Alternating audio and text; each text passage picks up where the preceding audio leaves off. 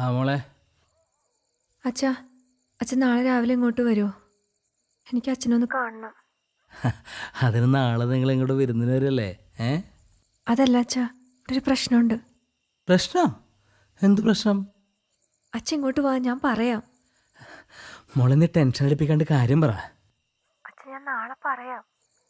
പിന്നെ നാളെ ഇങ്ങോട്ട് വരുമ്പോൾ ഞാൻ വിളിച്ചിട്ടാ വരണേന്നുള്ളത് ഇവിടെ ആരോടും പറയണ്ട കേട്ടോ. ആ അത് എന്താ പ്രശ്നം? അവൾ എന്താണ് പ്രശ്നം എന്ന് പറഞ്ഞില്ല. നാളെ രാവിലെ അവിടെ വരെ ഒന്ന് പോകണമല്ലോ.